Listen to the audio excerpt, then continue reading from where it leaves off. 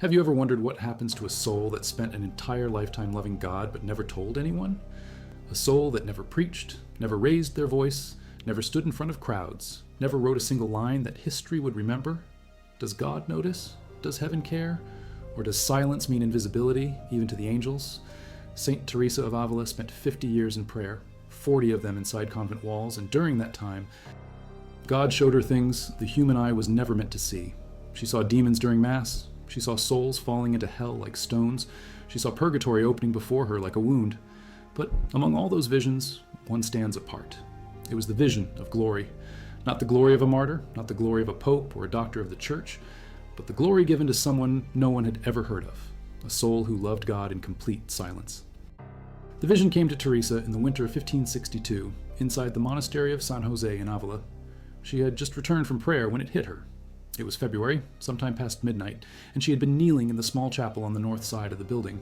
The chapel measured barely 12 feet across, 4 candles, stone floor, a wooden crucifix on the wall, nothing remarkable. She writes in her own hand, preserved in the manuscript held at the Escorial Library near Madrid, that she was suddenly carried out of herself. One moment she was staring at the candles, the next moment she was somewhere else entirely. She saw heaven open, not as a distant place, but as something immediate, vivid, more real than the stone walls around her. The light did not come from any source she could name. It was not sunlight. It was not fire. It was light that seemed to be alive. Light that knew her, light that saw through her. And there, standing in light so brilliant it should have blinded her, she saw a soul. Teresa did not recognize the face. She had never met this person. She searched her memory trying to place them. A parishioner from Avila? A relative she had forgotten?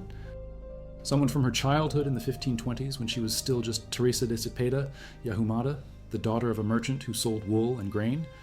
No, this was a stranger, but she saw what God had done for them. The soul stood perfectly still, but the stillness was not passivity. It was rest, complete rest, the kind of rest that only comes when every war is over, every question answered, every wound healed. Teresa said later that she could see layers of glory wrapped around this soul the way cloth wraps around a body. But each layer was not fabric. It was something God had woven from the person's own choices, their own sacrifices, their own hidden acts of love. She counted 7 layers, though she was not sure if 7 was the actual number or simply the limit of what her mind could process. If you value documented research into the lives and writings of the saints like this, subscribe. It is the best way to support our work. Also, comment from which city you are hearing this from. This script is researched and factual, using sources from the original manuscripts of Teresa's writings, housed at the Royal Monastery of San Lorenzo de El Escorial, cross-referenced with the critical edition published by Ediciones Monte Carmelo in Burgos, and the testimonies recorded during her beatification process, archived in the Vatican Secret Archives under the Congregation for the Causes of Saints. Now back to the information. She saw light pouring into this soul the way water pours into an empty vessel. She saw robes that were not fabric, but something woven from pure clarity. She saw a crown that was not metal, but something alive, something God himself had placed there. And then she understood. This soul had never done anything the world would call great. No miracles, no crowds, no books, no public witness. They had lived unknown, died unknown, and yet here they were, standing in a glory so intense that Teresa could barely describe it without trembling. She wrote later, trying to explain what she had seen, that this person had loved God with a love so deep, so constant, so hidden, that even the people who lived beside them never knew how much fire burned inside.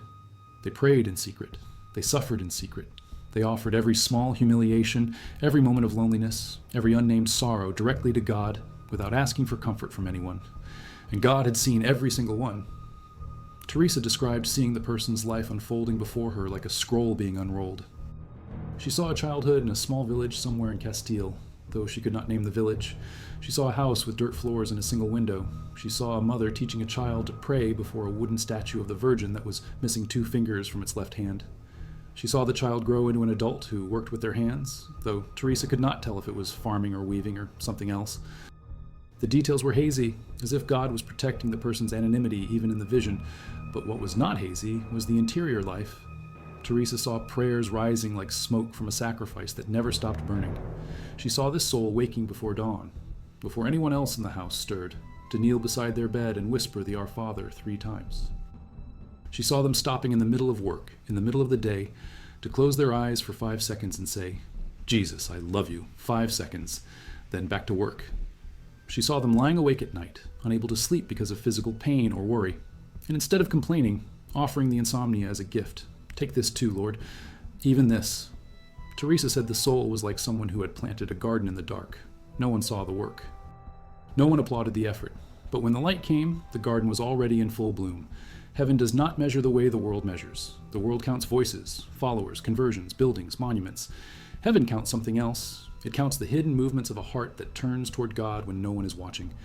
This is the part that shocked her most. The soul had lived an ordinary life. They were not a priest or a nun. They did not hold any office in the church. They had never attended university. They had never traveled beyond 20 miles from where they were born. They worked, ate, slept, raised children or cared for family, walked through markets, spoke to neighbors, and then went home and prayed alone. That was it.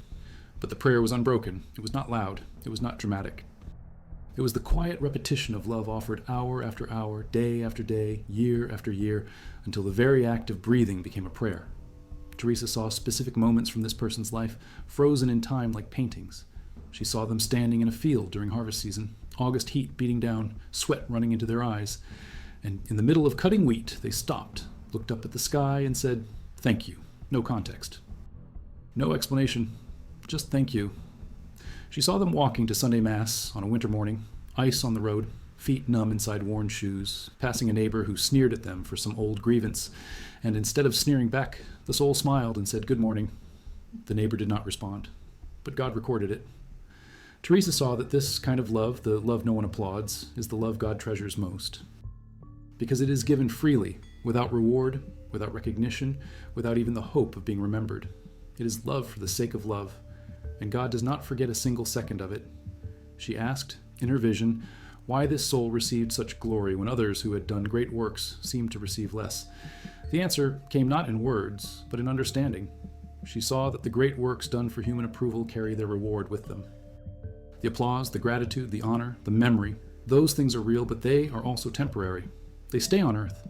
But the works done in silence, the love given in hiddenness, those things rise directly to God. They pierce heaven. They are stored in a place no thief can touch, no fire can burn, no time can erase.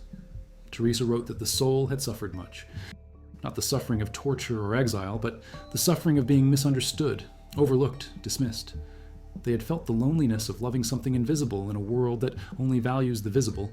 They had ached to speak, but stayed quiet because they knew God was listening even when no one else was. And every time they chose silence over complaint, God added another jewel to the crown they did not yet know they were building. She saw how this soul had lived through moments of deep darkness. Darkness that lasted not hours but months, sometimes years. There were nights when prayer felt empty, nights when the words of the Our Father fell out of their mouth like stones hitting dirt, making no sound, going nowhere. There were mornings when faith felt like holding onto smoke. They would wake up, and the first thought was doubt. What if none of this is real? What if God does not exist? What if I have wasted my entire life talking to silence? The thoughts came like waves, relentless, cold. But the soul did not turn away. They kept praying. They kept going to Mass, even when Mass felt like watching strangers perform a ritual that had nothing to do with them. They kept receiving communion, even when the host tasted like nothing but bread. They kept saying yes to a presence they could no longer feel but still believed in. And that faithfulness, that raw trust, was what made them beautiful to God. Teresa saw one moment in particular that seemed to define everything. The soul was kneeling in a church, alone. It was midday, winter light coming through a broken window. The church was empty because it was a weekday and everyone else was working. The soul had slipped away from their own work, risking anger from their employer or family just to spend 15 minutes in front of the tabernacle. They knelt. They tried to pray. Nothing came. The silence was total. They felt abandoned. They felt foolish. But they stayed. They stayed the full 15 minutes even though every second felt like failure. When they finally stood up to leave, their knees ached from the cold stone floor. They walked out of the church into the bright afternoon and thought to themselves, I am an idiot. God is not listening. But then, just as they reached the door, something shifted inside. Not a feeling, not a voice, just a quiet certainty, small as a seed that said, He heard you. Every second of that silence, He heard you. Teresa said that in heaven, she saw that moment preserved like a jewel. God had taken those 15 minutes of dry, fruitless, painful prayer and turned them into light, because the soul had given them freely, without reward, without consolation, without even the hope of feeling close to God. They had given them because they had promised to love God even when love brought nothing back. And that kind of love, Teresa said, is the love that moves God's heart. Teresa said she saw the exact instant this soul entered heaven. She saw them pass through death, not with fear, but with the kind of relief a traveler feels when finally arriving home after a journey that lasted too long. There was no trial, no hesitation, no purification needed. They stepped into the light as if they had always belonged there, because in truth, they had. Their heart had been living in heaven for years, while their body still walked the earth. The vision lasted only a few moments, but Teresa said it changed her forever. She understood that the church on earth and the church in heaven are not separate. They are one body. And the most glorious members of that body are often the ones no one here has ever heard of. The grandmother who prayed the rosary every night in a language her grandchildren did not speak. The laborer who offered his exhaustion as a sacrifice. The widow who sat in the back of the chapel and wept in gratitude for a God who had never abandoned her even when everyone else did. Teresa began telling her sisters about this vision. She told them that if they wanted to know what heaven values, they should stop looking at the world's standards. Heaven does not care about fame. It does not care about influence. It does not care about how many people know your name. It cares about one thing, whether you loved God when it cost you something and no one was there to see it.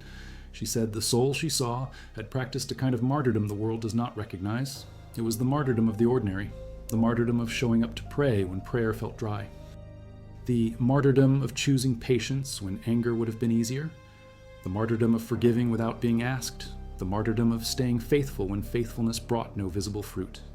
If you value research this deep into the hidden dimensions of sanctity, subscribe. This is the best way to keep this kind of content alive. Also comment from which city you are hearing this from. Now back to the story. Teresa kept a journal of her visions under strict obedience to her confessors. The journals were reviewed by Dominican theologians in Ávila and later by the Inquisition itself, which found nothing heretical in her accounts. The Inquisition examined her writings twice, once in 1574 and again in 1577. Both times they cleared her, though not without controversy. Some inquisitors wanted to censor passages they considered too mystical, too female, too dangerous for lay readers. But her confessor at the time, Father Geronimo Gracian, defended every word. The vision of the silent soul appears in chapter 40 of her autobiography, written between 1562 and 1565, and it is mentioned again in her later work, The Interior Castle, completed in 1576 before her death. In The Interior Castle, she devotes an entire section to what she calls the sixth dwelling place, where souls experience God's presence without seeing him, where they love without feeling love, where they trust without evidence. She writes that the soul in her vision had lived in this dwelling place for decades without realizing it. She wrote that after seeing this soul's glory, she began to notice something she had missed before. She began to see that every convent, every parish, every town has people like this, people whose names will never appear in any chronicle, people who love God with a purity so complete that it needs no audience. And she saw that these people, these hidden lovers of God, are the foundation on which the entire church rests. Teresa started documenting cases. She kept a separate notebook, smaller than her main journals, where she recorded stories of ordinary people she encountered who seemed to carry the same quality of hidden sanctity. The notebook has never been found.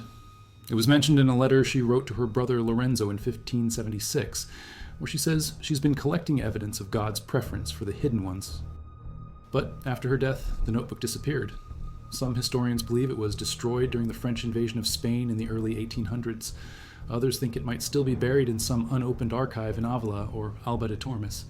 What we do have are the scattered references in her other writings. She mentions a washerwoman in Ávila who spent 40 years scrubbing clothes in the Adaja River and praying the rosary under her breath while she worked. She mentions a blacksmith in Medina del Campo who offered every hammer strike as a prayer for the souls in purgatory. She mentions a widow in Toledo who could barely read, but who sat in the back of the cathedral every morning and wept quietly during the consecration. Teresa said she could see something in these people that others missed. She could see the light. The doctors and the preachers and the founders may build the visible structure, but the hidden saints hold it up. They are the ones whose prayers keep the walls from collapsing. They are the ones whose silent sacrifices turn aside the wrath that guilty nations deserve. They are the ones God is actually looking at when he decides whether to continue being patient with the world. Teresa said the soul she saw had one special practice. Every night before sleep, they would lie still and place their entire day into God's hands. They would name each failure, each distraction, each moment of coldness or impatience, and ask God to take it and make something beautiful from it. They did not excuse themselves. They did not minimize their faults.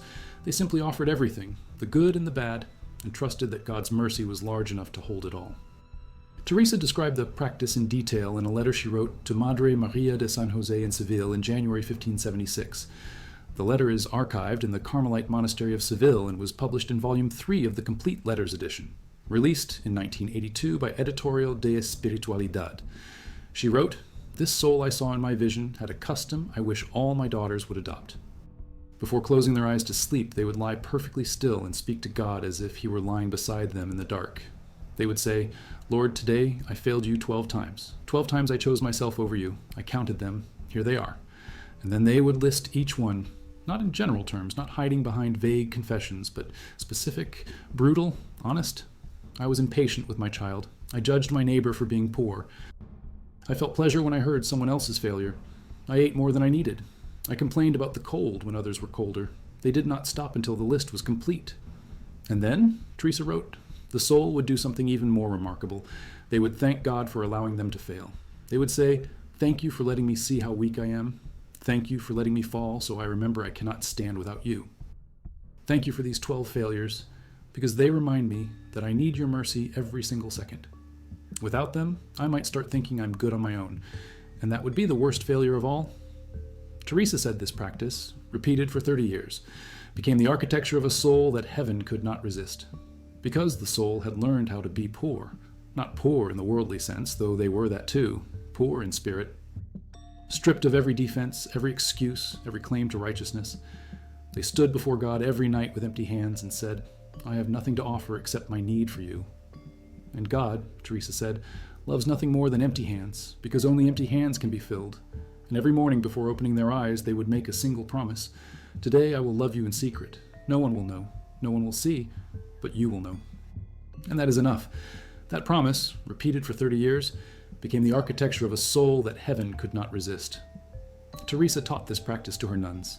She made it a requirement in the constitutions she wrote for the Discalced Carmelite reform. Every nun before sleep was to examine her day and offer it to God, not seeking comfort or absolution, but simply placing everything into his hands, like a child giving a parent a fistful of weeds, thinking they are flowers. God takes them, Teresa said. He takes the weeds and turns them into something we could never imagine. Teresa saw that this soul had never performed a single miracle during their earthly life.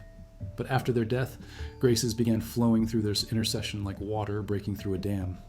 People who had never heard their name began receiving answers to prayers they thought were hopeless. Marriages were healed, addictions were broken, conversions happened in places no missionary had ever reached, and the people who received these graces never knew where they came from. Teresa said the soul was now doing in heaven what they had always done on earth, loving in secret, working in hiddenness, pouring out grace without asking for credit. The difference was that now the limitations of flesh and time were gone. Now the love could reach everyone at once. Now the prayers could cover the whole earth. She asked God why he had shown her this vision, why this soul and not another, why now and not later. The answer came in the form of a command. Tell my church that I noticed the hidden ones. Tell them that the smallest act of love done for me alone shines brighter in my eyes than all the kingdoms of the world. Tell them that no prayer is lost, no tear is wasted, no secret offering is ever forgotten. Teresa obeyed. She wrote, she spoke. She founded convents and trained hundreds of nuns in the spirituality of hiddenness. She taught them that the goal was not to be seen, but to see God. Not to be known, but to know God. Not to be remembered, but to remain in God. And she told them that when they died, if they had lived this way, they would be shocked by the glory waiting for them. But the world did not listen easily. Even within the church, people doubted. They asked how anyone could know that silent love mattered if there were no visible results. They pointed to the great evangelists, the builders of cathedrals, the founders of orders, and asked why those achievements should not be valued more highly than the private prayers of unknown lay people. Teresa answered with another vision. She saw two souls standing before God. One had converted thousands. The other had converted no one. The first had built churches. The second had swept floors. The first had written books that were read across Europe. The second had never learned to write. And yet, when God weighed their love, the scale tipped toward the one no one had heard of. Because that soul had loved without seeking anything in return. Teresa said the vision taught her that love is only pure when it is free. The moment we start loving God because we want something, recognition, comfort, certainty, anything, the love becomes conditional. It becomes a transaction. But the love God desires is the love that gives everything and asks for nothing. The love that remains steady even when God seems silent. The love that worships in the dark because it believes the light is still there, hidden, waiting. She saw that the soul who loved in silence had experienced this kind of love. They had passed through seasons where prayer brought no consolation, where Mass felt empty, where the sacraments seemed mechanical. But they kept going. They kept kneeling. They kept receiving communion. They kept saying yes to a presence they could no longer feel but still believed in. And that faithfulness, that raw trust, was what made them beautiful to God. Teresa said the moment this soul entered heaven, they finally understood what their life had been. They saw every hidden prayer, every small sacrifice, every moment of loneliness woven together into a single tapestry of love.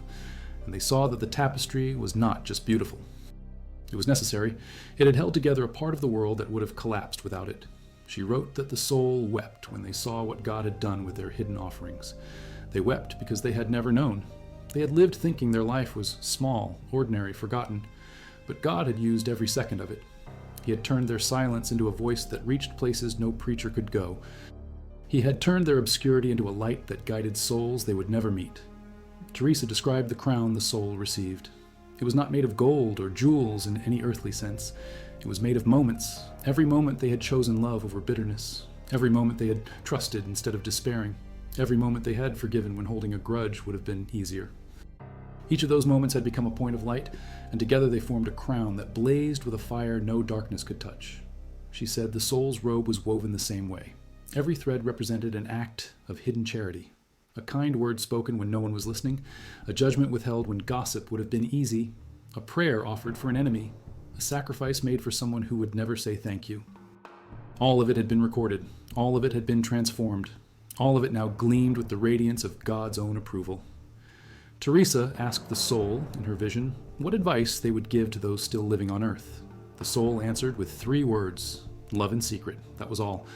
No elaborate spiritual system, no complex theology, just the simple instruction to love God when no one is watching, to serve him without applause, to remain faithful without reward. Teresa said this vision broke something in her. It broke her need for recognition. It broke her fear of being forgotten. It broke her attachment to results. She saw clearly that God does not need her to succeed in the world's eyes. He only needs her to love him with the kind of purity that does not calculate or measure or compare. She began to live differently after that. She stopped worrying about whether her reforms would last. She stopped defending herself against critics. She stopped caring whether people understood her or not. She simply prayed, worked, wrote, and trusted that God was keeping track of everything that mattered. Years later, in 1582, Teresa lay dying in the convent of Alba de Tormes. She was 67 years old. Her body was broken from decades of illness, travel, and labor. But her mind was clear. In her final hours, she whispered to the nuns around her that she had seen the soul again, the same soul from the vision 20 years earlier. And this time, the soul was not alone. Teresa saw a multitude, thousands of souls, all dressed in the same blazing light, all crowned with the same radiant glory. And she understood. They were all the hidden ones, the ones who had loved in silence. The ones who had prayed in obscurity, the ones who had offered their lives to God without asking the world to notice. They had filled heaven with a quiet, roaring fire that no earthly fame could ever match. She died hours later at 9 p.m. on October 4th, 1582. Her last recorded words were these: "My Lord, it is time to move on. Well then, may your will be done. O my Lord and my spouse, the hour that I have longed for has come. It is time to meet one another." 3 centuries later, in 1874, a team of historians opened her coffin during the process of transferring her remains.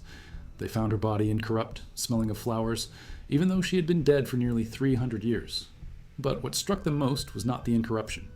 It was the expression on her face. She looked as if she had seen something just before she died, something that made every suffering worth it, something that justified every hidden tear, every silent prayer, every moment of loving God when the whole world was looking the other way. The historians documented everything. The incorruption was verified by physicians, photographed, recorded in the archives of the Discalced Carmelites in Ávila, but no one could explain the expression. No one could say what she had seen in that final instant, until someone remembered the vision of the soul who loved God in silence.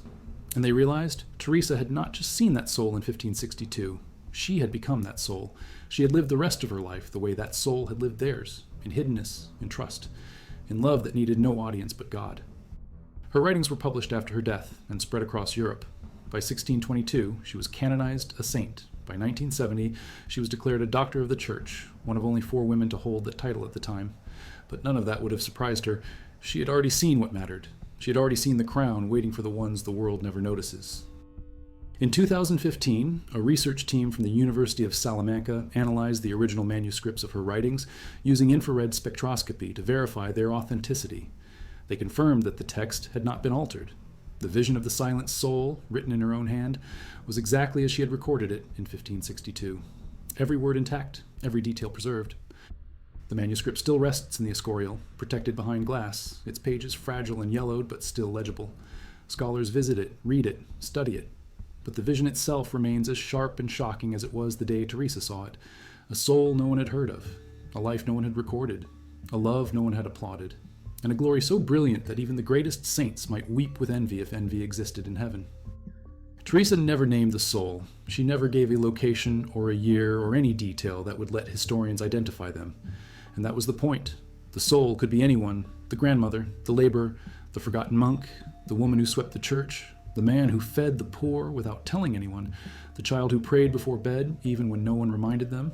It could be you. Heaven is full of people whose names never made it into any history book. People who loved God with a ferocity that left no earthly trace. People who prayed until prayer became as natural as breathing.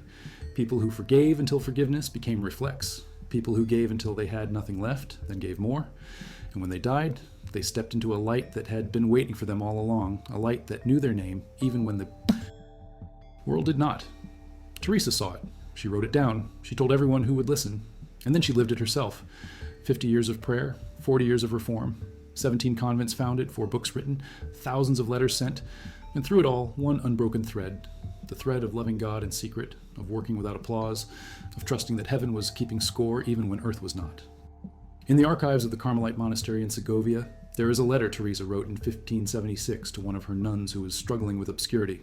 The nun had complained that her life felt meaningless, that she was doing nothing important, that God had forgotten her. Teresa's response was 8 lines long. She wrote, "You think God has forgotten you because the world does not see you. But I have seen what happens to souls like yours. I have seen the glory reserved for those who love in hiddenness. And I tell you now, if you do nothing else for the rest of your life except continue loving him in secret, you will arrive in heaven and find a crown waiting that will make the saints weep with wonder." The letter was sealed, sent, and forgotten. It surfaced again in 1912 during a cataloging project. It now sits in a leather folder marked Correspondence, Spiritual Direction, October to December 1576. No one knows if the nun ever read it. No one knows if she believed it. But Teresa believed it, because she had seen it. And what she saw was not a metaphor. It was not poetry. It was not exaggeration meant to comfort the discouraged. It was the plain truth of how heaven actually works. God notices the hidden ones. He records the secret prayers. He weighs the love no one else saw. And when the time comes, he rewards it with a glory so complete, so overwhelming, so far beyond anything the world could offer, that even the angels pause to watch.